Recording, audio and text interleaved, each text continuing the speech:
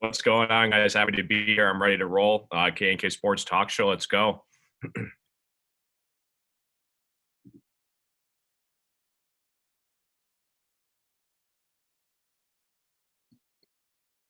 at the guns.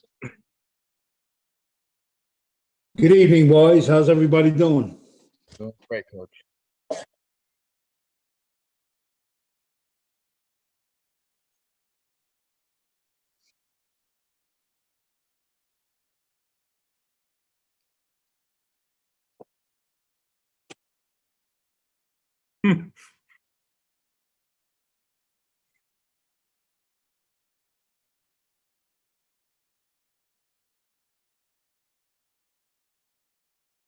I'm doing well. I got a couple of things I wanted. First of all, any of our giant coaches are watching, get that guy right there, Mr. Siciliano, a tryout with those guns. He could be rushing the quarterbacks and beating anybody off the edge. No, I want to wish our wife, Kurt, Jenny Hoops. We know her as Jenny Hoops. A early happy birthday. Her birthday's this weekend, so a happy birthday. Awesome. Happy early birthday, Jenny. And then you're giving me the pleasure of introducing our special guest tonight, Mr. Guy Bertola. Kurt, you and I have had the pleasure of growing up with him. Guy's bio quick is Guy went to Garfield High School with us for a couple years. He was our quarterback and linebacker. And then our worst nightmare happened. Guy moved to our arch nemesis rival Lodi, where they were two-time state champions for the Lodi High School while Guy was there. And he played linebacker for Lodi High School. Guy also, after graduating in Lodi, Guy attended Keene University in New Jersey, where he played linebacker and studied broadcasting and journalism. When Guy graduated college, his first job out of school for football was defensive coordinator at Keene. Guy then went on to broadcasting, where he worked for CNH Sports with talk show host Bruce Beck, the Bergen Record, and ESPN Sport Ticker and WFAN in New York. Guy's coaching career, football coaching career, 23 years in every county in New Jersey, north of the Driscoll Bridge. So those who don't know New Jersey, there's a bridge called the Driscoll Bridge that's right about the halfway point in New Jersey, which separates North Jersey from South Jersey. Then he also spent 2 seasons in South Florida at Coconut Creek High School, where his defense was ranked #1 in 2014. You also won 2 state titles in New Jersey with Group 4 powerhouse non-public school Bergen Catholic and Group 1 school Cedar Grove, New Jersey. Guy, welcome. Great to see you again. And did I miss anything? And you are you're residing in Lodi, and you're happily married to your wife Eileen. That's right. We went to 2 state championships, but we lost 2 years in a row by 1 point, both years, to the Lenape Valley Patriots, who the head coach Don Smolin happens to be a very good friend of mine these days. And my greatest coaching accomplishments was when he asked me to come up and clinic his staff, through my coaching career. And I thought that was great after taking 2 of my rings.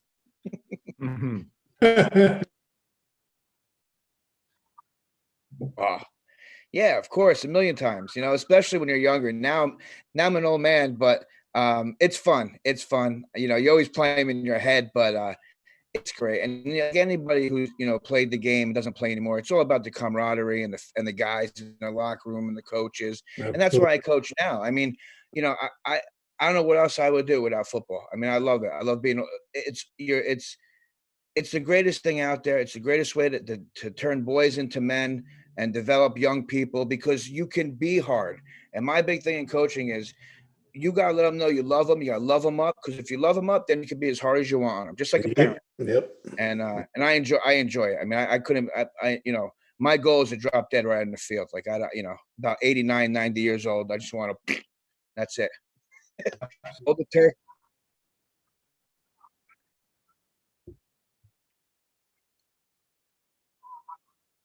Mark Calderio's grandmother used to babysit me and my sister. Small world. That's how far we go back.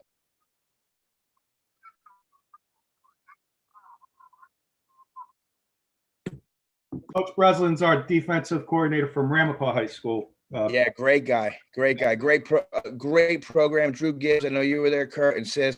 I mean, he does a great job. Hey, Guy, did you play for Puerto Rico in high school? Yeah. Oh yeah. That's my boy, man. I lost contact with him, but go ahead. And I washed dishes at Charlie Blood's, and back then it was the coach's bar. Good So I'd wash place. dishes like this, and there'd be Greg Toll and Ascalese and Tarico and big coach hangout. Yep. Oh man, and you just learn. Like that's where I said to you, man, I want to be like these guys. Well, like what's better than this? Drinking some beers, talking some football, having a good time, and eating a little calamari. Yep. You can't beat it. It's a good living. Yep. Well, we brought Guy on tonight. Wits and Wagers show, but there's not much to wager on this week. So I wanted to do something a little different. And we all know that popular show on ESPN, Around the Horn. So tonight I'm going to have a NFL/college football Around the Horn with you four guys. I'm going to ask you questions and topics. We're going to go around. I'm going to keep a fun little score. And after each round, I'll tell you what the score is. And I'll tell you this much for the topics. We can go a little longer. I'll give you guys like each about a minute to 2 minutes each to get your points and comments through. I'll have some quick hitters where we'll do like a 30-second response. And no interrupting, because if you interrupt, I'm going to put you on mute, just like they do on Around the Horn. So no, on the Big Boy Show. We'll each get a chance to talk. I will do the directing. I'm right in the middle on my screen. This is perfect. And we'll have a little fun with it. And Kurt, you can play along with the audience too, so the audience will also get a score as well.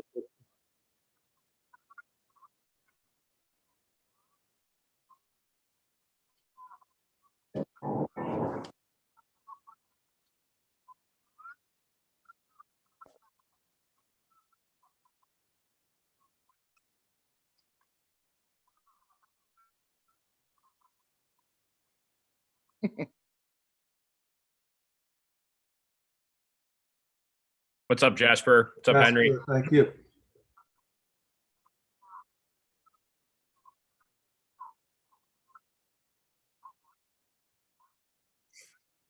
Yep. Good stuff. All right, so the order I'm going to do this first question is going to be, I'm going to go with our special guest tonight. I'm going to go Guy first, then I'm going to go Carson, Sis, Kurt /audience. I'm going to talk about the NFL schedule release first. We'll get the NFL out of the question first. I got some games here written, Guy, and guys, and then if you want to add anything in, let me know. If you like it, don't like it, what you would change. Some notable games I wrote down. Opening night, Thursday night, Buccaneers playing the Cowboys. Sunday night, the Bears are going to the Rams. Week 4, Buccaneers and Mr. Brady are traveling to the Patriots. Thanksgiving Day, Carson's Lions are hosting the Bears, and the Cowboys are hosting the Raiders. At night is the Bills and Saints. And then on Christmas Day, we're getting a doubleheader. We got the Packers and Browns and Cardinals and Colts. Guy, what do you like about that? What would you change? Changing anything? Do you think they did a good job with some of these highlighted games? I liked it. Again, I would have liked to see the Patriots go down to Tampa Bay to open the season off. Start off with some fireworks. We all know that Tampa Bay is ready to roll, coming off a Super Bowl. I think the Patriots, Belichick and those guys have a lot of pride. I think they're going to come back. I think they're going to make a lot of noise. I think a lot of guys that opted out are coming back. So I would have loved to see that game to open up the season. But I do like the Monday night lineup. I like the Jets going to Carolina. That's going to be interesting. I think that's going to be a fun game. Those are the two in week 1 that I would like to see the change, and I definitely can't wait to see Carolina and the young gun. Nice.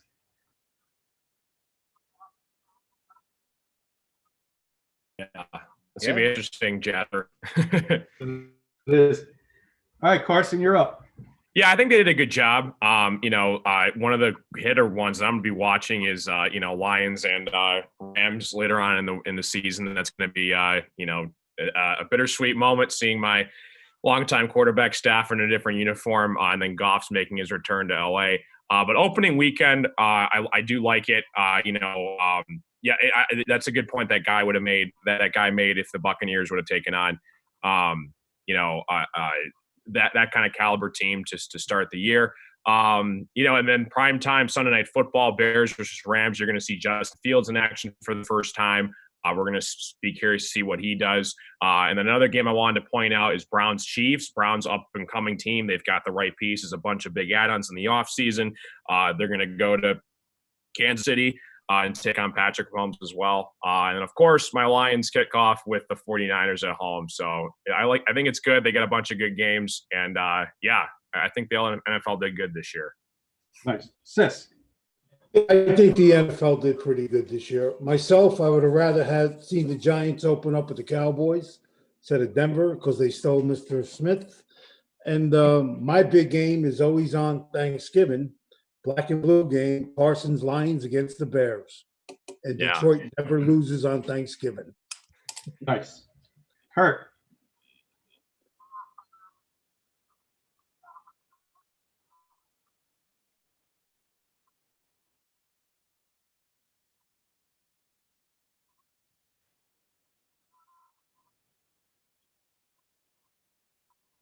Mm-hmm.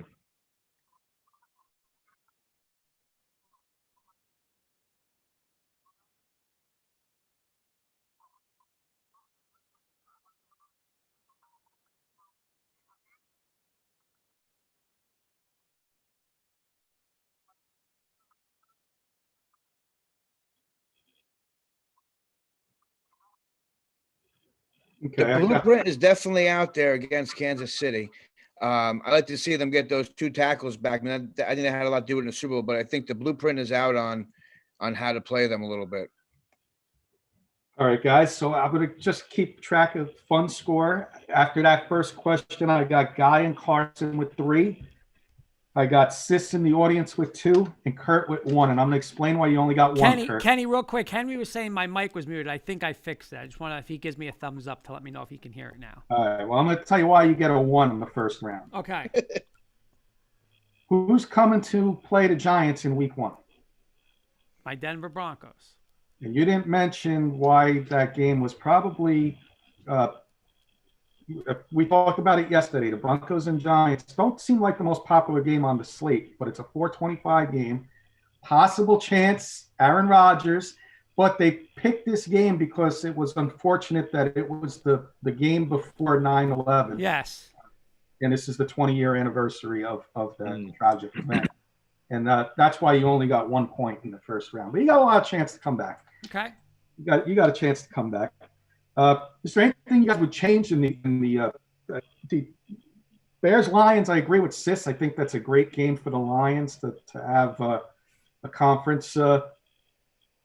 Somebody Bears Rams Sunday night. That one I know Carson likes it because of Stafford, but I thought they could do a better job of getting a Sunday night game opening week. I thought there was other games that could have gotten that call. Mm-hmm. And Christmas, I guess Packers Browns can be intriguing, and Cardinals Colts. We don't know what we're going to get out of those teams. Those are all playoff.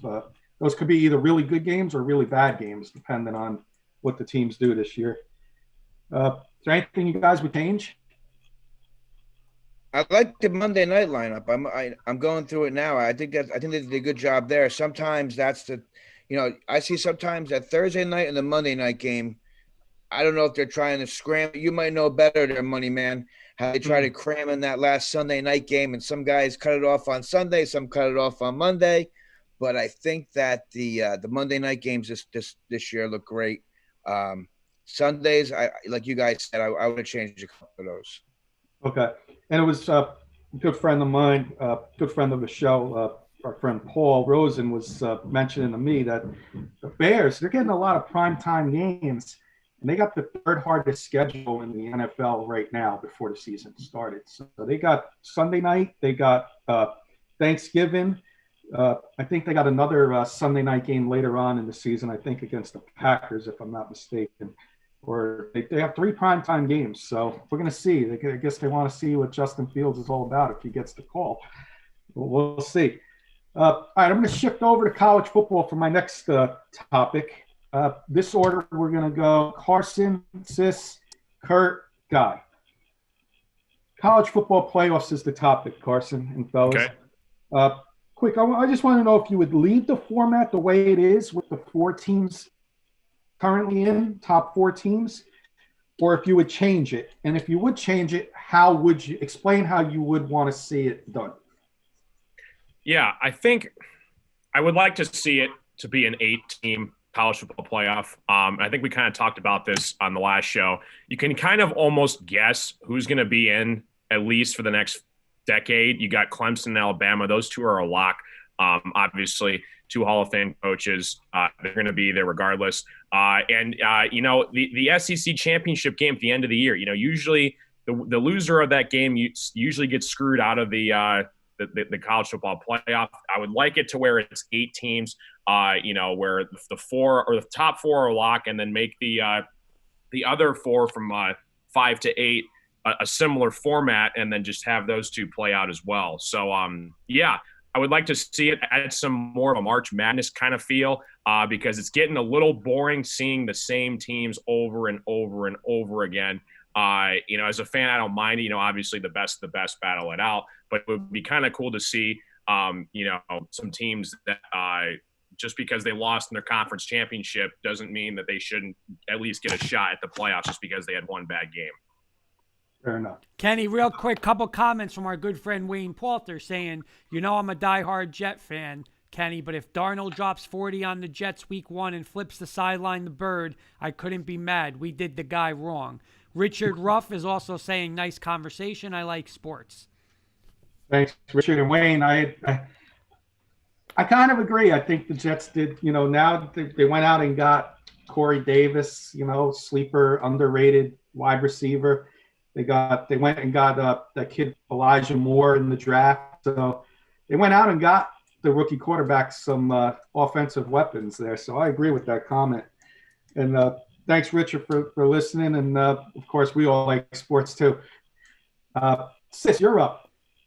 Yeah, I go along with Carson on one point. I like to see it go to 8 teams only for the fact, and he brought up a great point. Usually the team that loses in the SEC conference gets screwed and they don't go to the playoffs. And on the other point where I definitely disagree with him, you better get tired of looking at Alabama, pal, because they're reloading. They ain't going nowhere. Very good. Kurt, you in the audience. I'll say this, and I know you were a big proponent of it, Kenny, and I agree with you. If they're going, I'm going to say it 2 different ways. If they're going to do what you're saying them to do, with you take the Power 5, those conference champions go, and then you have 3 wild cards, okay, that's fine. But if they're going to do it the way they're doing it now, they have to change it. Because what are you trying to do? Are you doing the most deserving team, or are you doing the 4 best teams? Because if you're doing the 4 best teams, the 4 best teams have not been getting in the tournament. And we're going to get into that again, because 2 or 3 of those teams should be SEC teams. At least 2. Just like Carson, you guys are just saying, the SEC champion loser in that championship game is getting screwed. They're the 2nd best team in the country. How are they not getting in? We'll get into that in a little bit. So if they're going to keep it 4, they got to change on how they're putting these 4 teams in. Agree. And Guy, you're rounding this topic up. Okay. Again, love the top 8. I think it's the way to go. I am a traditionalist. I do like the bowls, but as you watch, you see that it's dying down. So now is a great time to step in and either save the bowls or go to, like the money man said, and make it a little more March Madness. So what I like the top 8. You look at the top 8 last year. Cincinnati was 8, Georgia was 9. You look at Florida at 7. Florida's one shoe throw away from having 1 loss to the mighty Crimson Tide. Yep. So those kind of things need to be in consideration. I don't think that, if you're the conference champ in the Big Ten, I'm a Big Ten fan also. I love it all. If you win the Big Ten championship, you can go to the Rose Bowl or however they determine it to play the other side of the Pac-10. You can keep some of that stuff going. But if you're not one of the top elite 8, I got nothing for you. I mean, I like the way they rotate the bowls with the Rose Bowl and the Sugar Bowl and the Orange Bowl and all that good stuff. But I think that to pump up the bowls and get more juice out of those bowls, go to 8 and get those those cities more involved, because it's about the money, and that's part of the game. But keep that stability in the bowl games and get the Elite Eight. I think you got the best of both worlds, because right now the argument is you lose the bowl games. And with that top 8, like Kurt says, let's pick the best 8. I don't care what you talk about Florida with 2 losses. They lose to the mighty Crimson Tide, and the guy tosses a shoe like a stew nod. So other than that, they should be at least in the Final Four. Absolutely. Great points there, guys. I think I would just say I would agree with all of you. I think there should be at least an 8. What is it? Division II, North Dakota State. Yeah. Sam Houston State just won that tournament. They're doing a tournament in that division, and I think Sam Houston State won it, if I'm not mistaken. They just beat. They're playing this. It's this week, right? It's Sam Houston State versus South Dakota. Sam Houston just beat JMU, and South Dakota just beat Delaware, where one of our receivers, Gene Coleman from Bergen Catholic, is one of their leaders on Delaware Blue Hens. So They got one more final this week. But that's the old Division I AA, the FCS. Yes. That's a great way. And again, these bowls are dying to keep the money going. Yep. Add some spice. Make that the 9-10 game. Make that the whatever, the 4-5 game, the 1-8. Whatever you have to do, it'll be the best of both worlds. Yep. I believe. Couldn't agree more. So and for the SEC, the ACC fans, real quick, again, love Clemson. I think they're a great team and do a great job, but they're playing the old Big East. Boston College, UConn, UMass, Syracuse, Miami, Pitt. There's a reason why the Big East broke up. Real quick, Kenny, Kyle Tuck saying, are all 5 of you guys in a fantasy football league? If so, need another person to join? So when we do our fantasy football, we got to reach out to Kyle. We'll definitely reach out to you. Henry saying, what's up, Kyle? The Pac-12 has a new commissioner, so maybe at least 2 to 3 teams can make the college football this upcoming season. If only were to be expanded to 12 or 16 teams, but at what cost? See, he makes a great point. Like, when is it going to get watered down now? Because what I love, Guy, and we talk about this every week, is I love conference championship weekend, where it's like, if you don't win, you might not get in. Like that happened to Alabama a couple years. They lost to my Auburn, where actually Alabama got back in because I want to say Ohio State, maybe Carson got upset that night to get Alabama in, and they wound up winning it. But like those games matter. If it goes to 12 or 16, like Henry's saying, Alabama's going to be in, Clemson's going to be in, Ohio State's going to be. They're going to be in. Those games aren't going to mean anything, So that's, I think, a good point Henry's making. Do you think, guys, if that does go to 12 or 16, it's going to hurt because college football is the only sport where you better win. College basketball, you lose, you ain't going to go undefeated anyway. NFL, no one's going to go back to 17-0. This is like you lose, you could be done. What do you guys think of that? No, I agree. Carson, you can take it first. I agree with Kurt. I'll let Carson go. Yeah, well, and that's kind of what Guy was saying, because like the bowl games are one of the biggest factors, but at the same time, it's like you have these teams that battle it out, and then if they lose in like their conference championship, then they go to like the Outback Bowl or the Geico Bowl or whatever you want to call it, and it's like, are people really going to watch that? Are they going to watch like you said, the primetime bowl games like the Rose Bowl, Cotton Bowl, Orange Bowl, and Carson, any of the good guys are going to opt out, like they've been doing. Yeah, and because if you make it too big, then it becomes a question of are they oversaturating it, right? Or you want to make the best and let them play out in like a tournament. But I would love to see 8, but I don't know about 12 or 16, but because you can kind of book it. Ohio State, Clemson, Alabama. If I were to put money, they have a good shot for locks. Make it interesting. Yep, definitely. Anybody else want to add anything before we go? Yeah, I think 8's the right number. You don't want to wear it down. And again, like I said, you get the best of both worlds by improving the bowls with the 1 versus 8, 2 versus 7 kind of situation, and everybody's happy. Yep. And you look at a team like Texas A&M; they're not even talked about. But they lose to the Crimson Tide. Yeah, although they gave them a beating, still, they only got 1 loss to the best team in the country. Absolutely. Same thing with Florida. Florida takes them to the SEC championship and loses by 6 points. These are things that have to be considered. Right. You're out. Mm-hmm. All right, let me give you guys an updated score. I got Guy at 7, Carson 6, Kurt Sisson audience at 4. Okay. I think Kurt is giving me the old home. I think Kenny is giving me a little Yeah. hometown discount. I gotta Hey, I'm spoil not it. mad at you. Listen. Gotta pump the little special guest up a little Hey, bit. listen, money man. Let's make the Money point. man. I was even money I'm today. taking it all into effect, like what new points are being made. There's a lot of time for to get back. Money man. Quick hitters will be the next couple of questions. I'm gonna start this one with Sis, Kurt, Guy, Carson. Rank these conferences. I know where Sis is gonna go. This is kind of simple at the top, but just where you guys are gonna be in the middle. Rank these conferences: Big 10, Big 12, ACC, SEC, Pac-12, America Athletic Conferences, from 1 to 6. Give me your top to bottom. SEC, Big 10, ACC, Pac-12, and I think you said Atlantic something. Big 12 and American Athletic. American Athletics definitely last. Put the Big 12 in next. Fair enough. Yep. Kurt. SEC. No, I'm joking. You know what? I'm gonna get a minus point for each one. No, I'm joking. It's funny because my list is exactly like Sis. I'm going SEC, Big 10, ACC, just because of Clemson though. Pac-12.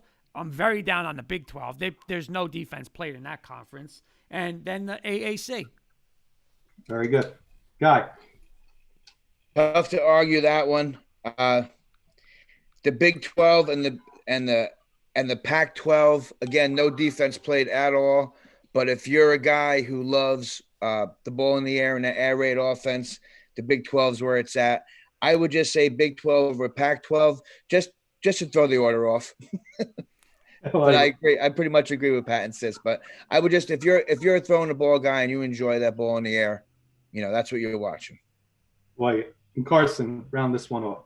Yeah, I think it's no question. SEC is the best conference. Big 10's right behind them, but I would go SEC number 1. I go Big 10 number 2, Big 12 number 3, because I think it's exciting. I think there's, like you guys said, there's a lot of lack of defense in that conference, but there's a lot of points scored. And if you're a football fan, if you see a lot of touchdowns, that can get the game going and excited. And then I would go Pac-12, ACC, and then AAC.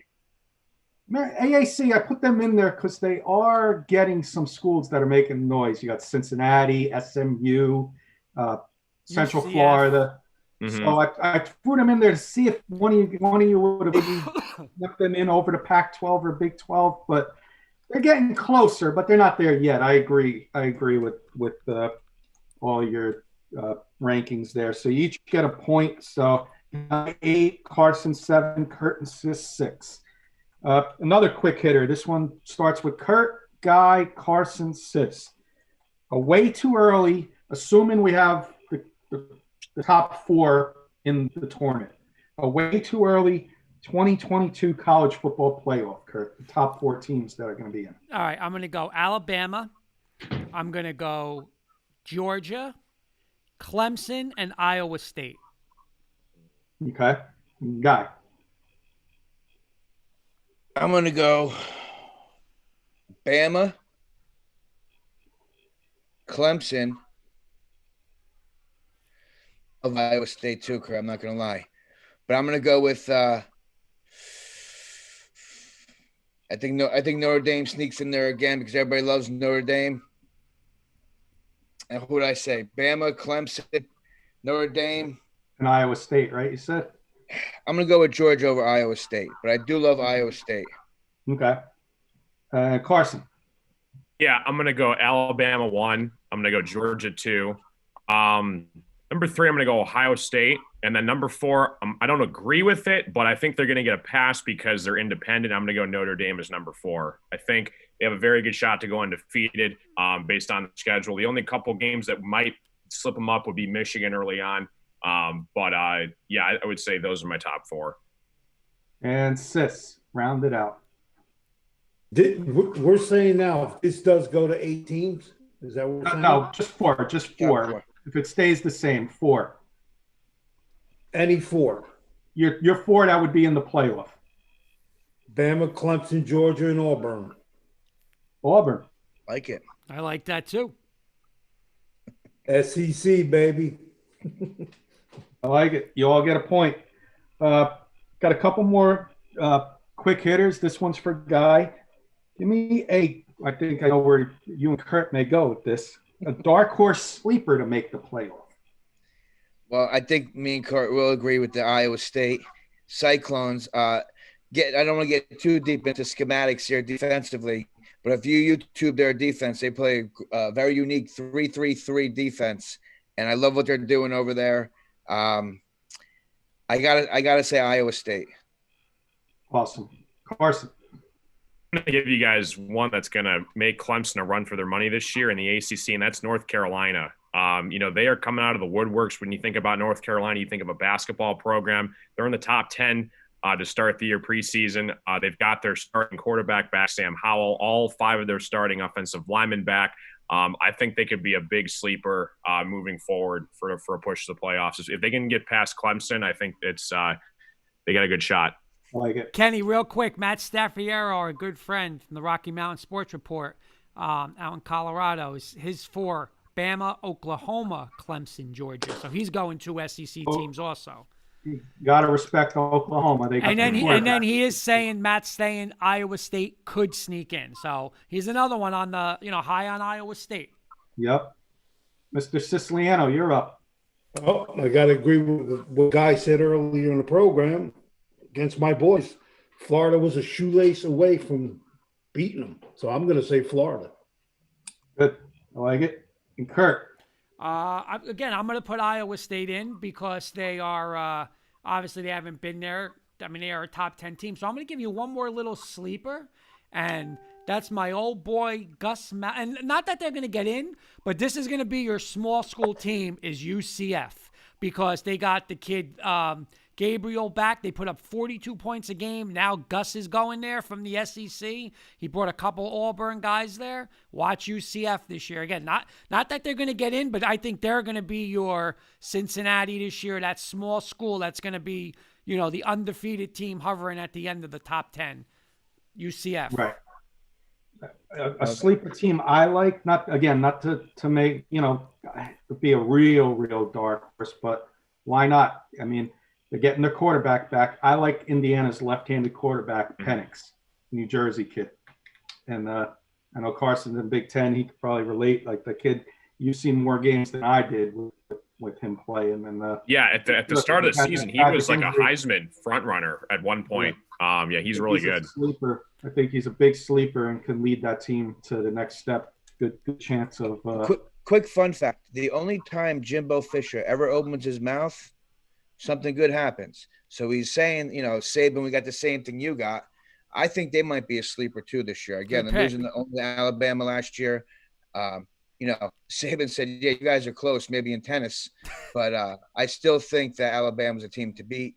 But I think that A&M might make some noise. And again, if you look at Jimbo Fisher's past, he kind of keeps it, in between. He's not a big mouth, but he doesn't, but when he really chirps, he knows he's got something. He's got something in his back. Money, man. There you go. Week 1, heavy on the Aggies. Yeah, heavy on the Aggies. Matt Staffiero. Guys, real quick, what do you think of because this is the hot name in college football, and I think Matt Staffiero nailed it by saying Matt Campbell needs to take over for Vic Fangio next season with our Broncos. Ha. But he's the hot name, man. I know you know that. He's the hot college football name. Yeah. Absolutely. Maybe you'll get Bill O'Brien. He might be the hot college name. Yeah, okay. Yeah, what he does this year with the Cyclones, I think that determines his future for the NFL. By the way, Kurt, that nickname's going to stick with Carson. Carson, the money man. Yeah, the money man. I like that guy. That's it. I heard definitely going to have a little fun with that name. Let's turn it around and let's do this quick here. A disappointment this year, Guy.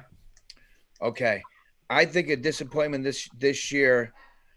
I'm gonna say I'm going to say Ohio State. I think they got a good team, but I just see that league kind of coming together a little bit more. I think Michigan State is better. I think Indiana's better. Purdue's quarterback's coming back, and then we got Alimo's sons over there in Purdue. A little dig for him. Yeah. But I think the league is kind of coming up to them. As far as like Alabama is still here, and those guys are like catching up in here. I think the Big Ten, I think, is closing the ground a little bit.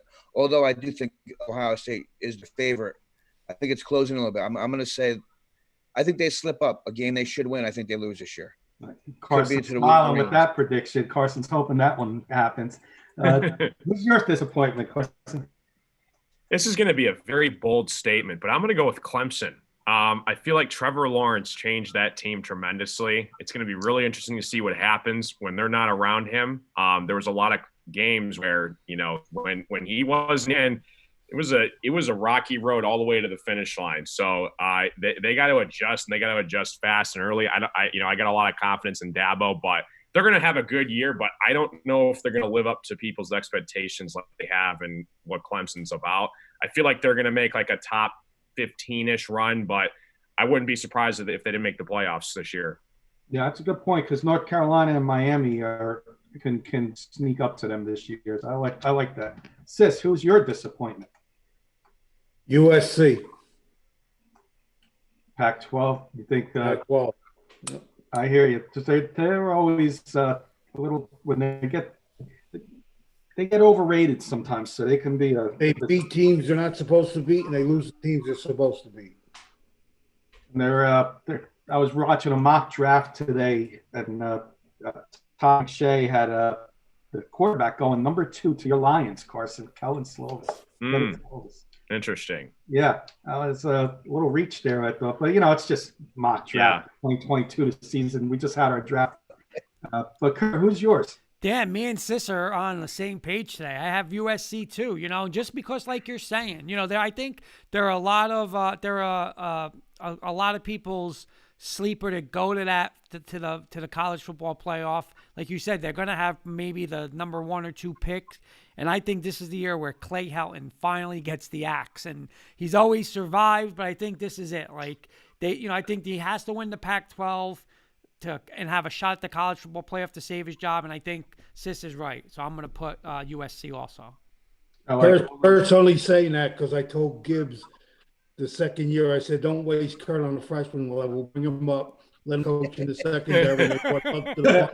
That's good.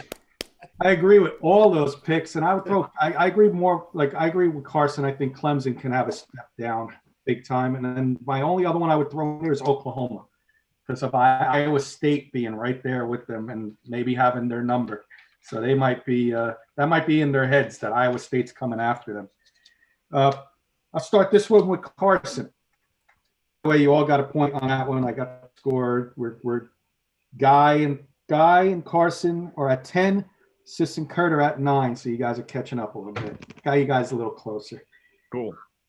I wrote some teams down. Of these teams, Carson, I'll start with you. Who do you think has the biggest bounce back season?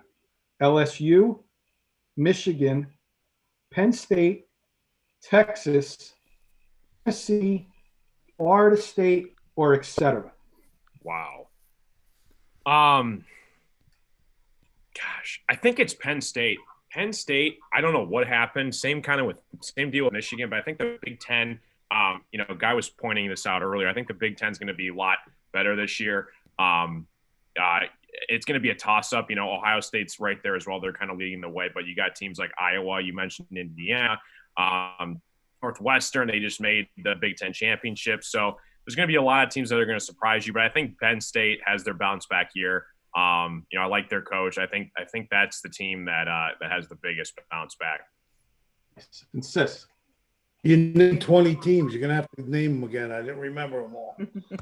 LSU. Right. Michigan. Penn State. Right. Texas. Okay. Tennessee. Florida State, or someone else. And all these teams bounce back. I'm gonna go with Texas. New coach, Sarkisian. Coach. Yep. Alabama guy. Yep. All right. Kurt. Real quick, our good friend Matt Staffiero saying, here is the hot take for NCAA college football 2022 season. Sam Howell and Slavis Slide and Matt Corral, the Ole Miss quarterback under Mr. What's his name? Who's the Ole Miss? Kiffin. He said he rises. Yeah. And I'm also going to agree with Matt because I'm going to go LSU. Listen, man, they're LSU. You know what, Kenny? Coach O's got back to recruiting. They got embarrassed a little last year, terrible after winning a national title. LSU, I think, will be right back in the thick of things. Fair enough. Guy. I was going to – Texas and LSU are definitely the two I would say. I mean, I like the Texas because you're taking Shark. He's, did a great job with everywhere he's been. The Alabama Times, I see them. But again, like Kurt said, I don't see Coach O. He's got too much pride, too much moxie to go out like that. So I'm going to say LSU. I agree with LSU because give him a pass. We had COVID. Jamar Chase sat out. You lose Burrow. You lose everybody else on that LSU team, and that would be my top one there. I like Penn State, Texas. Yes. I think I agree with all you guys there. All right, I'm going to go to Sis on this one. Of these smaller non-Power 5 conferences, who has the best chance of making it to a major bowl? Not necessarily the playoffs, Sis, just a major bowl. Liberty, Coastal Carolina, Boise State, Central Florida, Cincinnati, or Rage Cajuns, Louisiana Lafayette. Coastal Carolina. That quarterback there. Now, fun fact. Legit. My friend upstairs is a Coastal Carolina alumni. And they got their quarterback back. I watched that kid play. I don't know the name off the top of my head, but that kid can throw the long ball. He's legit. McCall, Grayson McCall. Yes. There's a kid from Ramapo on that team. Coach Breslin was telling me wide receiver. Yeah, wide receiver. Yep. It's pretty good, man. I can't think of his name right now, but he's good. Kurt, you're up. I'm going to stick with my gun. I said my sleeper before, UCF. The Gus bus going there. He's going to – and listen, his offense, it was hard stopping it in the SEC. I just think it's going to be very hard for that conference to be able to keep up. Their pace is just ridiculous. Quarterback's back, 42 points a game with Gus now. I'm going to go UCF. The only point I would add to that is a lot of times when a coach gets fired, they go to a worse situation. This may actually be a better situation for Gus Malzahn. He's not facing the Alabamas and Georgia. Exactly. Now he can be the king of the conference now and go and beat Cincinnati this year. And before I continue, I'll get guys and Carson's answer on their best chance team.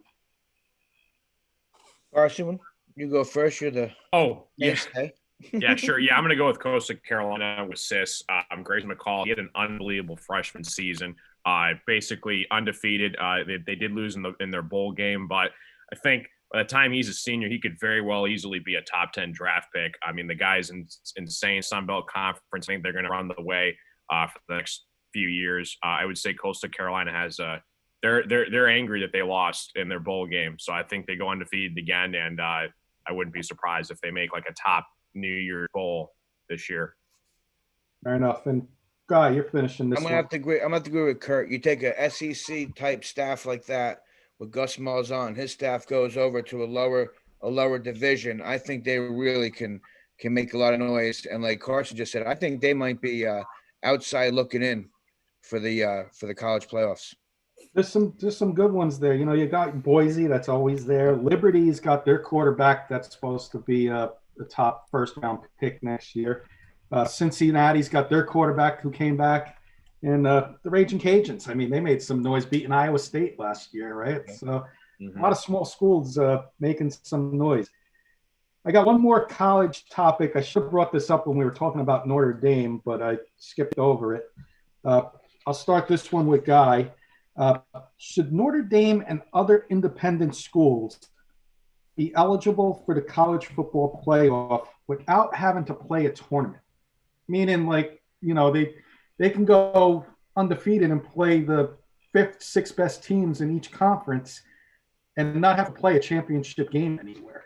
Like, you feel that they should be eligible, or should they change something in that ruling with the independent? I think they should come up with some kind of a new criteria for these type of teams, where you have to play X amount of top 25 teams, or something new has to happen. Like you just said, you just can't be pick and choose who you want to play, Army, Navy, Air Force, and the Marines, and go 4-0. Right. You'd have to play somebody. You have to play at least 2 or 3, just like every other league has at least 2 big dogs in there. You need to play at least 2 to 4 big dogs if you want to be independent. Even the USC game has lost its luster in the past. Plus, coach is on the hot seat. He's been on the hot seat so many. I mean, he's been through about 12 pairs of pants the last 12 years. I mean, this guy's he's a Teflon Don. Yeah. But I just think that Notre Dame, any independent, should have at least 3 to 4 top 25 teams. At least 3, I think, would be fair. Fair enough. Carson.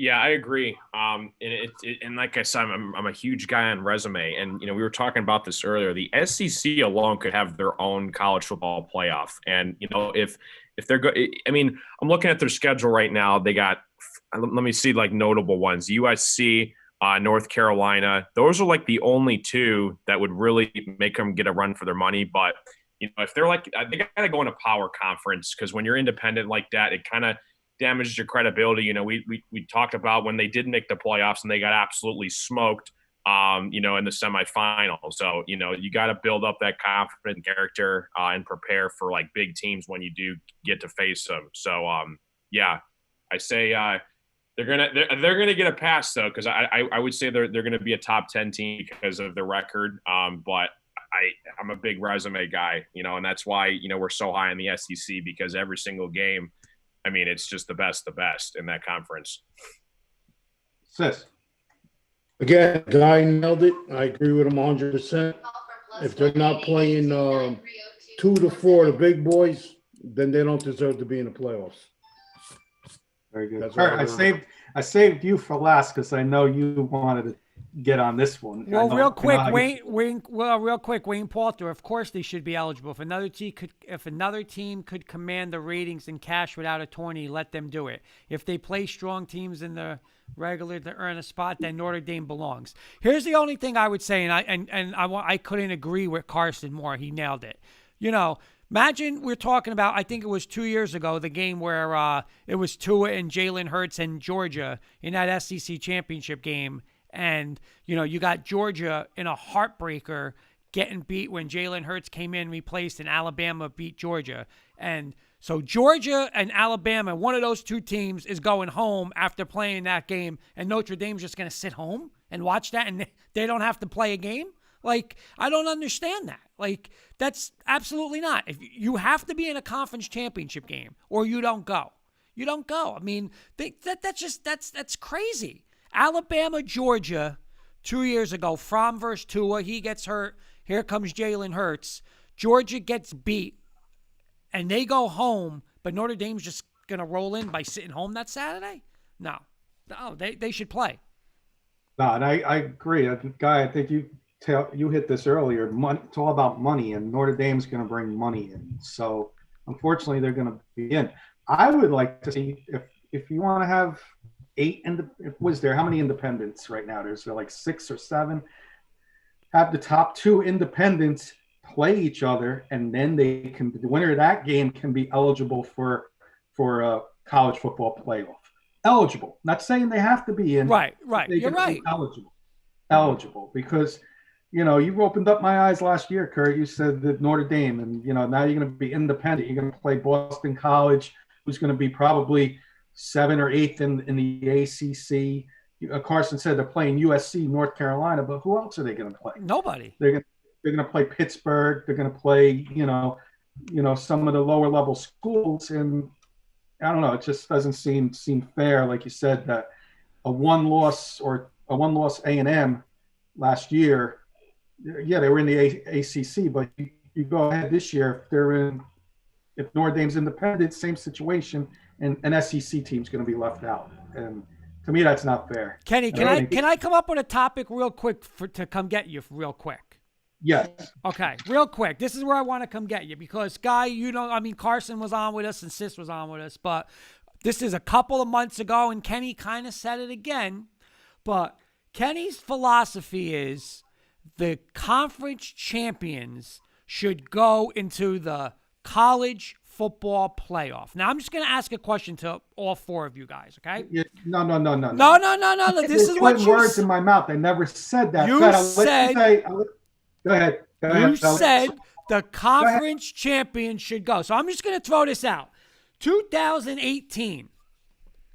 Tell me if you think this is a good record, or just tell me if you think this is good. This team got beat by Penn State 51-6. They got beat by UCF 45-14. They got beat by Notre Dame, Miami, and North Carolina. That team was the 6-6 Pittsburgh Panthers. Okay? I'll go to last year. Tell me if these results are good. Losing 52-49 to Cal. 52. Cal hasn't scored 52 probably in a month, in some months. 52-49. Then you lose 45-20 to the USC. 52-27 to Stanford. Stanford runs one play. They couldn't stop it. Then here's the kicker. 34-24 to Oregon State. That's your Oregon Ducks. Do you realize your Oregon Ducks would have been in that college football playoff if that's what you wanted? That team deserves to be in a playoff? Well, here's my response, Guy, and then I'll let you guys can all answer. My response was Kurt only does his selective hearing, and Sis knows this very well. I said if there was a college football playoff increased to at least 8 games, each conference champion goes, and then you have 3 wild teams. So yes, a 6-6 Pitt team, if they beat Clemson in the conference championship, if there was 8 teams. But they're not the best 8 team in the country. They won their conference tournament in a Power 5 conference. But that's not. But so Texas A&M, Auburn, Florida, and Georgia aren't going to go, but Pitt's going to go.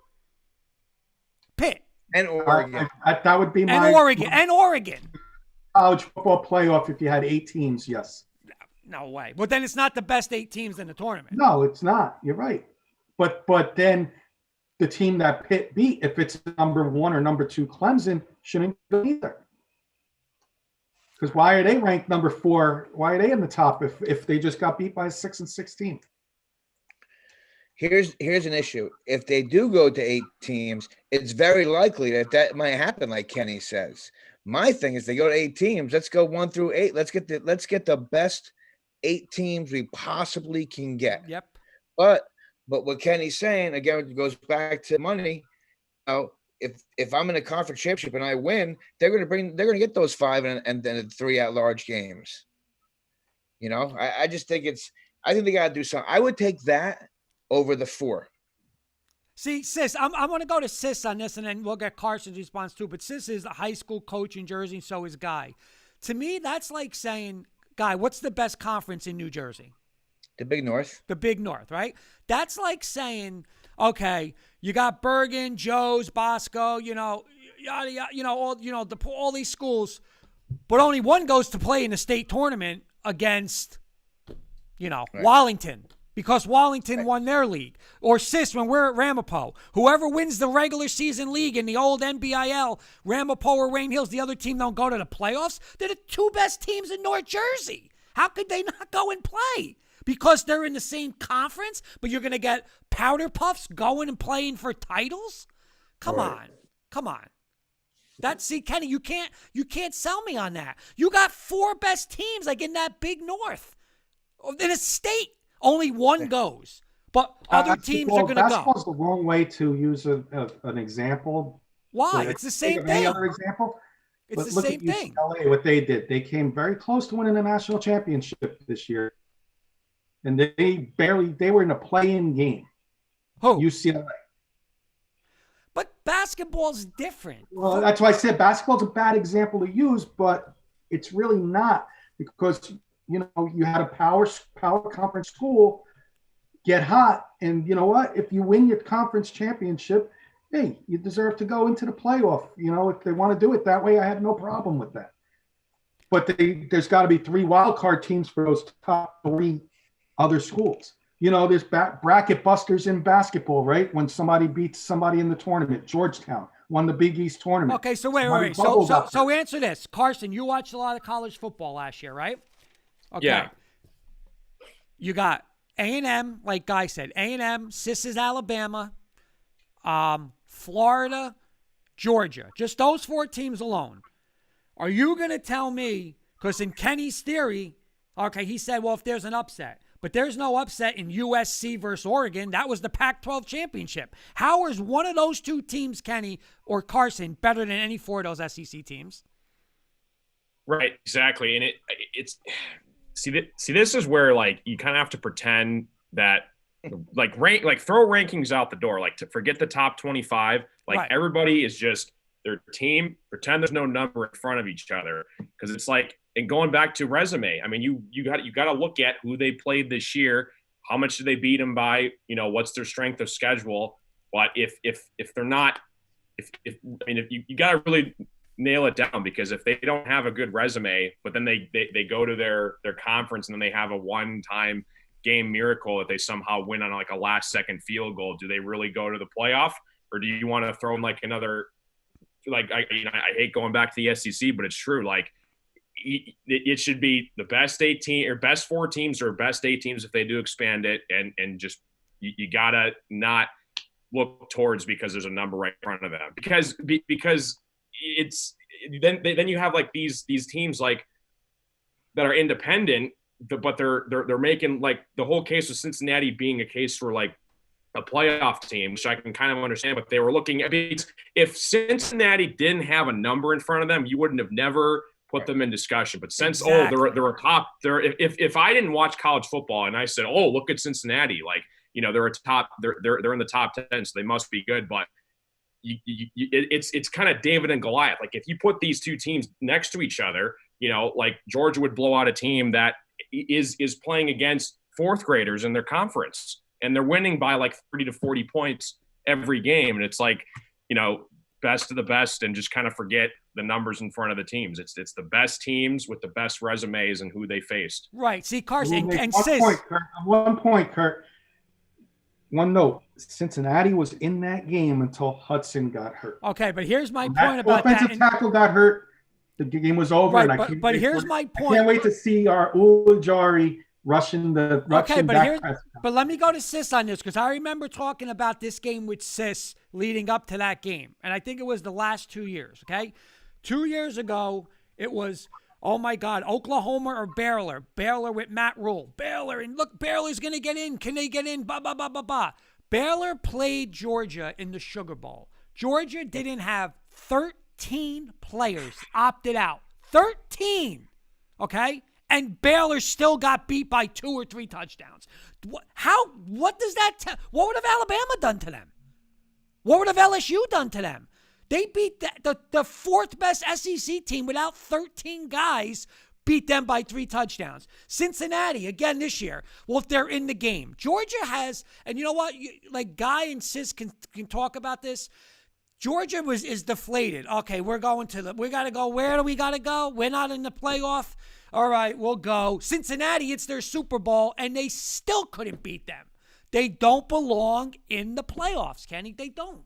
I'm sorry, they don't. I think if I'm the commissioner right now, to do the politically correct thing, the PC thing to do, right, and to make everybody happy, you have, like Kenny said, all the conferences. That's 5, and then the remainder teams in the SEC would also go, because one of the 5 is Bama, and now you got A&M, Florida, and you know whoever else is battling. Could be Florida 1 year, could be Auburn 1 year, could be A&M 1 year. And that would make those 8 teams probably would be the best teams in the country. Right. Now, again, you're still going to have Bama versus, 1 versus 8, say Bama versus Oregon. I mean, money man, bet the house on that one. But, those are the kind of things where at least if you're going to go to 8, that's how I would do it. Power 5, right? And then take 3, which would all be SEC teams, and now everybody's happy. because no one can deny SEC is the league. Mm-hmm. And I think as football fans too, we want like a close game. Like nobody wants to watch a blowout. You know what I mean? Like if they're winning, if somebody's winning by 30 points by halftime, it's like I'm turning the channel. It's like why am I wasting my time when I can already know what the outcome is? But like that's why every year we see it, Carson. We see it every year. And especially on New Year's Day. I mean, you're talking New Year's Day, you're getting the semifinals. They're terrible games. Yep. At 4 o'clock and 8 o'clock, you want prime time, good football games. At that point, they would be the Final Four, a true Final Four, which might be the, AFC, the SEC East versus SEC West. Yeah. But it still would be whatever it is. And at that point, it would all shake out. The 4 teams that weren't great, they're gone already in the first round. Now we're talking New Year's Day, and that's your 4 games on New Year's Day, and then throw in the, your sister's independent bowl or whatever you want to call it. Right. For the 11 o'clock, have scrambled eggs and cheese and watch the game. Cole Allen saying hi. What was that? Cole saying hi. What's up, Cole? Cole's our big Panther fan guy. I'm in Virginia, Carolina area. But one more thing, Kenny, when I want to get to Sis. I'm going to put you on the spot right now. You like to throw the worm. You like to throw the bait out and think I'm going to take it, but I'm going to throw this right back at you. You mentioned Baylor, right? Yep. Why aren't you mentioning Florida, who lost 55-20 because all those kids opted out? Okay. If you're bringing up somebody, you got to bring up Florida. They didn't. They lost by 35 to Oklahoma in the bowl game. Right, but Florida wasn't though. No. But Florida, but Baylor didn't opt out. The other team opted out. The other team opted out. Georgia opted out. If you're bringing up an example, but Florida should have been able to play at least a close game with Oklahoma. Again, listen. This is what's scary, and I'm going to go to Sis because it was the year. I want to say it was. What year did they win the national title with Jalen Hurts, Sis? What was it, 3 years ago? 3 years ago. 3 years ago when that was the year again. Auburn beat them. That was their first loss. And it was like, okay, they had to have, I think, Ohio State to lose, or it was them or Ohio State to get in. That was the year I think Ohio State got beat by Purdue. What was that, Carson? Remember that? Saturday night, Purdue destroyed them. And it was like, in Vegas, and Vegas never lies, right? The Vegas numbers. Vegas had Alabama that day, the favorite to win the national title, and they weren't even supposed to be in the college play. They don't. That doesn't lie. Like, how could you say the Vegas favorite to win the championship isn't in the tournament, Kenny? It doesn't make sense. It doesn't make sense. I agree with you there. I understand, like what Guy said. If you're gonna go 8. See, if you're going to go with 8 teams, then it could be like, okay, because if you do get an upset and there's Oregon over USC, okay, there's one team, but those other teams are going to get in. But not now with 4. You cannot have Alabama and Georgia or Alabama and LSU playing. And that, last year, Alabama loses to Joe Burrow 37-30 in a shootout in Alabama, and you say to Alabama now, "Oh, you guys can't go in. We're going to bring in Pitt. They're 7-6." I mean, come on, like, no way. I mean, if Alabama here brought that up, though, but wait, Kenny. But all seriousness, if Pitt played Alabama that year, what would the score be? In all seriousness, 55-20. Pitt and Alabama. Alabama would win by 35. Oh, 35. So how could you put them in there over them? Because they beat the number 1 team in the ACC. No way. No, I can't. See, like, it would be interesting. Why play a conference championship if you're not going to get rewarded? This is why, like, the NBA playoffs is good because there's series, because it's kind of like one game where it's like everybody's human, it's like if one guy has a bad game, should that really define the program and their season? I mean, I don't know. I mean, if there was kind of like a series where they would have like a best of 3, I don't know that's why they can't, because it's college and these guys are kids and they're preparing for futures and NFL and all that stuff. But it would be interesting if they would have kind of like a more than one kind of game series where, you did it once, do it again, and then you'll advance, So Kenny, I'm going to put you. Oh, go ahead, Guy. I'm sorry. Kurt. They put so much stock into the conference championship games. Well, there's 5 conference championship games, only 4 make it. So why not add a six? Why not add a sixth team just to say, okay, well, let's just make it an even number. So, like, I totally agree that you should be rewarded if you win your championship, but you can't be excluded if you don't make it. So if there's five conferences, and only 4 teams make it, someone's getting screwed anyway. Carson brought up a great point a couple of weeks ago, Guy, about conference within your conference. Like it drives you crazy, Carson, that you got a what is it, a North and a South? The Big Ten is so lopsided. It's crazy. And, it would be all one is the point that you were making. And then that would be, a little more balanced at top because, you may have you're talking about a 6-6 Pitt team, Kurt. They shouldn't be in their own championship game. There should be somebody better than 6-6. Okay, well, time out. We got East and West. That's why they're in the championship. But time out. See, time out. You can't tell me college is different than high school because I'm going to give you another comparison. Okay, we do Becton all the time. We have Becton on our high school show. Okay, great small program. They had a great season, but. Becton won the NJIC this year, right? Guy insists. Could Becton? All right, so Guy, could Becton beat St. Joe's Regional? No. Can they beat DePaul? No. Can they beat Bergen Catholic? No. Can they beat Bosco? So there's the same thing. They're division champs. They go and play a state, but the other team don't.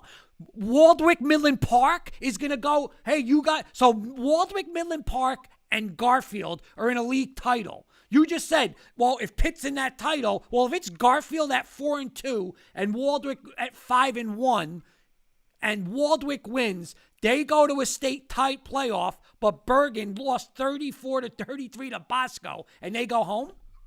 No. Because it's a different level, Kurt, and I'll bring up a team. Same thing. Appalachian State. Did they not beat Michigan a few years ago?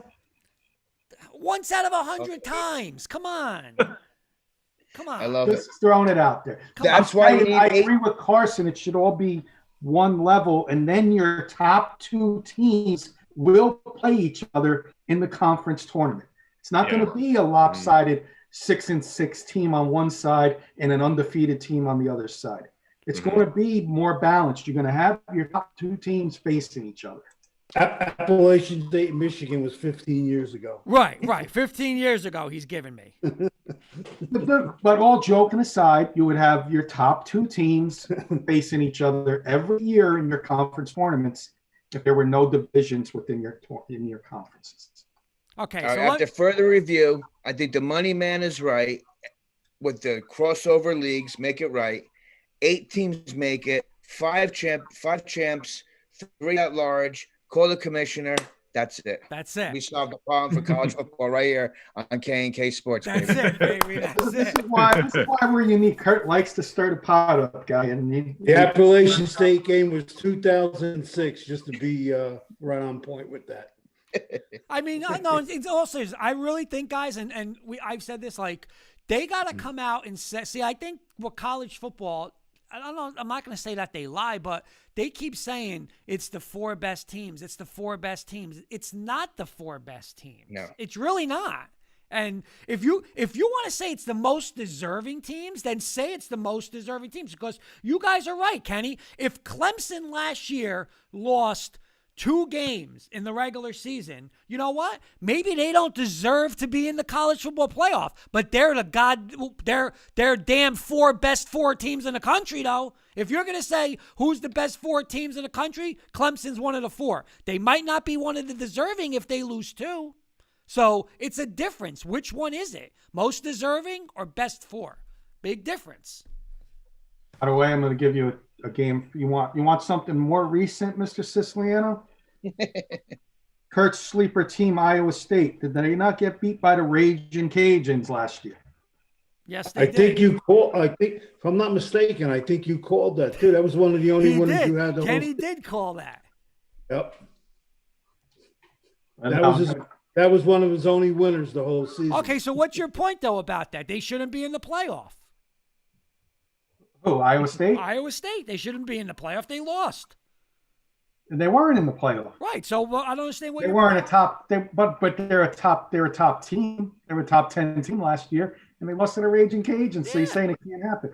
I agree with you. A 6-6 team should not be there until they fix the conferences within the conference. You're gonna have it. Like Carson said, I mean, the money man said, you gotta have one conference. Then you'll have your undefeated team at the top and your one-loss team in second place, and they will play each other every year. And then that winner, there would be no controversy. That winner deserves to go to the playoff. I'll tell you what, man, I am fired up for Labor Day. It's going to be great. We open up down at Rutgers against Donovan Catholic, possibly on ESPN. We got all this college football going on. I mean, me personally, obviously, I'm extremely biased. I enjoy knowing and listening like NFL Network and Sirius Radio about the NFL, but I love college football so much more because of this stuff. I agree. And it's great. I mean, you could watch an offense in Iowa State with a 3-3-3. What the hell is that? And then these crazy offenses and air raids. It's off the charts. There's no better sport. And now the stadiums are going to be packed and the bands are going to be playing. It's going to be rocking. I mean, I got the chills. Labor Day is going to be something different this year, man. And you know what, too? Jimmy Eiserman saying hello. What's up, Jimmy? Guys, you know what I think the difference is too with college football is it's almost like everyone says like March Madness is the one and done. College football is almost like a one and done. Yeah. Like if you lose, you could be done. Like Ohio State lost that Purdue game, right, Carson, a couple years ago, and they lost bad, and that knocked them out. I mean, they were probably a top 4 team in the country, and I think Urban Meyer was still there, right? Was Urban Meyer still there? Yeah. And Purdue laid it on them. And that knocked them out. It's like one bad game. Like every game matters. You're on the ropes. It's not like next week there might not be a next week. I think that's what makes college football. Yeah, I mean, you got the kick six, right? You got this year with A&M. Yeah, and you're talking one game and you're done. That's it. Absolutely. Last year we didn't have Wits and Wages, so we didn't have Carson and Guy with us, but we got it. Carson's on with us every week, but we definitely got to bring Guy back. Oh, yeah. We invite Chris the Bear Felica back. He came on with us one night. Yeah, we had the Bear Felica with us. Oh, it was awesome. We'll do Wits and Wagers with him on a Thursday. That would be fun. Oh, yeah. I'm going to ship out a banner to the money man. He needs money signs in the back. Send it my way, Guy. Right? A bunch of those with a bunch, 7.5, 14 in the hook, whatever you need. That's it. That's what we need, the screen. Like Pat McAfee. He's got the FanDuel board. That's what we I was thinking more like Einstein. Yeah. Spreads and the names and the numbers and the weight, like Jimmy the Greek. Money board. Yeah.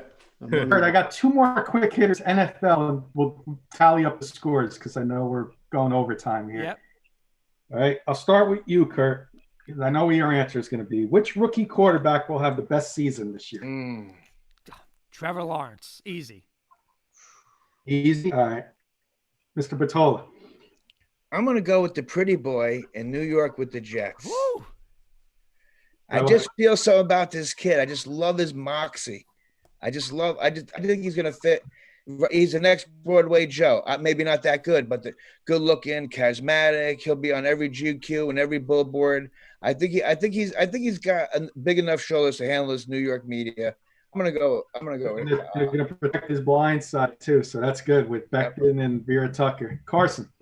Yeah, I'm going to go with Trevor Lawrence. He's the Zion of the NFL for this season, and Urban Meyer. It's going to be interesting to watch. And they still got a bunch of offensive weapons, James Robinson, all those guys. So I'm going to say Trevor Lawrence. And Mr. Sis. Yeah, that's a triple header. Trevor Lawrence. He's going to be a tough back to follow. Fair enough. With Mr. Tebow there. See, Mr. Tebow kind of looks like Mr. Bertola over there. They kind of, they always said that. And last one, and then I'll tally up the scores. I'll start with Carson. Which of the rookie wide receivers plus Kyle Pitts will have the biggest impact on their team? Oh man, I'm gonna count Kyle Pitts because I mean he can play like a wide receiver. He's the best tight end in a couple decades that they're saying. I think he's gonna make an immediate impact with Matt Ryan. He's had a couple off years, but I think they're gonna bring the spotlight to Matt Ryan just because of Kyle Pitts' impact Great run blocker as well. I think Kyle Pitts is the. You can make the argument if there wasn't like if New York and Jacksonville didn't need quarterbacks, you could have put him right over there at number 1, number 2. I think he's that good. Okay, and Sis. I hate to say it, but my boy Devontae Smith on the Eagles. I think he'll have a big impact on that team. You're going to go there. Yeah, one of our listeners, Guy, is related to Devontae Smith. So we were hoping he would come on our Giants, and we were heartbroken when they went to our Eagles, man. Just like Miles Austin, being a Giant fan. Yeah, of course. So it's like same scenario for me. Kurt. I believe Austin is on. I believe Miles is on the Jet staff, quality control. I gotta double check that because he went with Saleh, right? He went over with Saleh. Yeah. Nice. So I'm pretty sure he came over. Don't quote me on that. We gotta check that out. But I believe to reach out to him, Kurt. See if he want to come on. Yeah. Kurt. I'm gonna go with Devontae Smith. They need wideouts there. I think he's a big play waiting to happen in Philly, and I'm gonna go Devontae too. And Guy. I'm gonna go with Chase because he's hungry.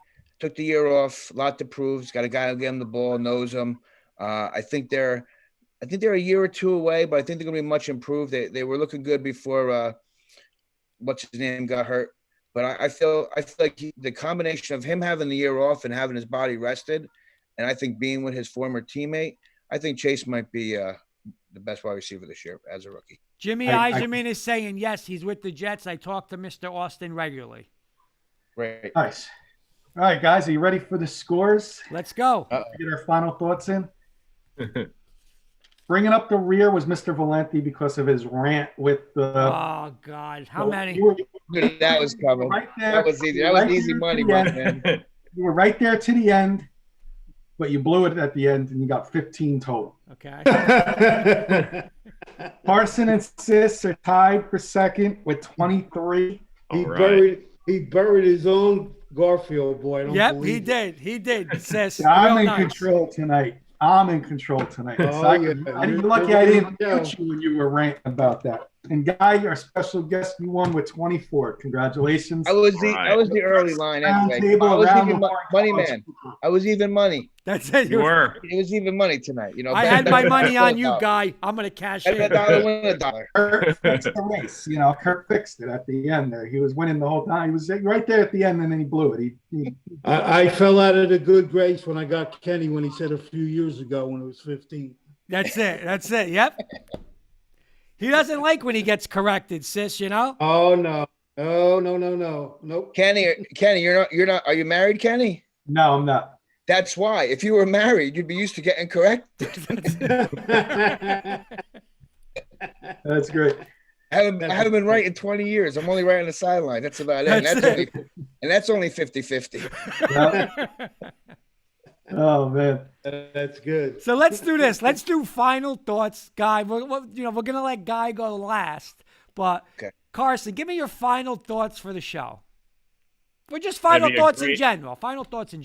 Yeah, it's going to be a great season for college football. It's a couple months away. Obviously NBA playoffs are right around the corner as well. So I think the future's looking bright for fans starting to get back in the stands. Guy was mentioning, I think college sports, in my opinion, is better than pro sports because you guys can see just in the effort alone in each play and each game, with the fans alone. I think it's one of the best things in sports, college sports. So it should be a great season.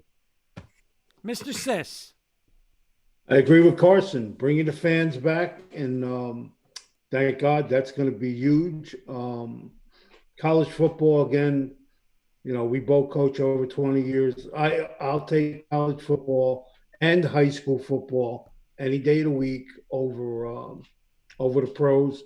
And it was good having Guy on. It was good seeing him, and hopefully we get him back on. Absolutely. Yep. I echo that. I'll go next. I'm just pumped up because next weekend I did not think I would be saying this year, but my New York Knicks will be having playoff basketball next weekend, so I am super pumped about that. And just checking Twitter every now and then just to see if it's going to be Mr. Rogers' neighborhood in Denver, Colorado this year. So hopefully that could happen. If not, we roll with Locke. Kenny, I'll make you go last. What's your final thoughts, Mr. Bertola? My final thoughts is, number one, thank you guys for bringing me on this show. I mean, it's a lot of fun. You guys really do a great job, bouncing off each other. I enjoyed it. College football, I think, is the essence of football. I mean, I loved how that 150 that had all those shows. Yeah, yep. That was just really great stuff, and how the game has evolved. And I love football, and I'm here for the high school show if you need me. Sis can't wait to get together, have a beer again. Thanks for having me on. Whenever you got my number, hit me up. Again, Labor Day is going to be great. Place is going to be packed. Stadium's going to be packed. Yep. Brett Musburger, you're looking live. I mean, I can't wait. You're all fired up. So it's going to be good. And again, I can't. I'll say this, Guy. First off, and I'll speak for everyone. Whenever you want to come on, you don't have to worry about us hitting you up. You just let us know when you want to come on. And I will say this, and I'm not just kissing your butt because I've known you for a long time, and this is God's honest truth. Like, I could say I love football, and I can't speak for Carson, Sis, and Kenny, but I know this. Like, there may be nobody else that I know loves football like you. I mean, you're in it on every level. I mean, we've all coached and stuff like that, but I mean, when you say you love football, it's like times 100. Because honestly, like, I don't really know anyone who, and I love football, but I mean, you love it more, and I just got to give you a lot of credit for that because the way you said it, like you do, man, and I give you a lot of credit. You're a great coach, great guy, and again, you're always welcomed on our show whenever you guys want, whenever you want. Absolutely. I really thank you. I thank you, for commenting and all, but you know what? What football changes people's lives. These guys getting drafted, guys that we coach, Sis, Kurt, all of us, guys that play the sport and coaches that coached you. I just think it's not to get on a soapbox, but it's what makes people. Yep. Okay. People ask me, I've been at black tie affairs in the corner, sucking down beers. Some rich guy comes up to me and says, "What do you do? What do you make?" You know what I tell him? I make people. What do you make? Right. Exactly. So I think coaching football and being around that and really like coaching and, obviously you see my enthusiasm for the sport and I love it and I thank you, but that's what we're making. You're talking to a kid. You don't know what his words or how your words are impacting him. That's right. So I love that. And I take a huge honor and privilege and ambassador for this game. And I would definitely be on again. Thank you, Guy. There you go. And Kenny, Mr. Kirkpatrick, you did a great job. You were hitting us up with all your quick agendas tonight. Oh yeah, no, definitely want to, from the four of us, we want to thank you, Guy, for coming on tonight. Yeah, thanks, Guy. This idea, I was like, what better person to bring on to talk football than you? I know Carson doesn't know you because he lives in Michigan, but Carson, like Kurt said, echoing his words, biggest football guy you'll ever meet. Yep. From knowing him in high school. Checks in the mail, boys. Checks in the mail. Watching his passion throughout high school and playing against us, playing with us in Garfield, and then playing against us, the passion that he had, and now throughout the college, like 23 years. And again, like just echoing all your words, looking forward to the season, but most importantly, Guy, best of luck in your upcoming season with the fall high school. Yeah. Good luck. Wish you the best over there. Look forward to seeing you when Kurt and Jen have you on All In on High School Sports. And I'll be making a trip up. We're thinking about little we'll end it on this, Kurt. A little spoiler, we may try and work something out since the Broncos and Giants are playing opening day. We got to see what the guidelines are. If there's going to be tailgating or whatever, we might be able to do a show from the parking lot, Giants opening day. I like that part. That would be great. Everybody, we'll fly Carson in from Detroit to watch. He'll wear his Lion jersey. I'll be sleeping down Kurt's cellar that night. All right, boys. Thank you again, Guy. Pleasure. And again, we'll definitely have you on again because this was fun. We'll definitely do this again. I enjoyed this tonight. Absolutely. Pleasure's all mine, guys. Thank you so much. Thank you, guys. Have a good night.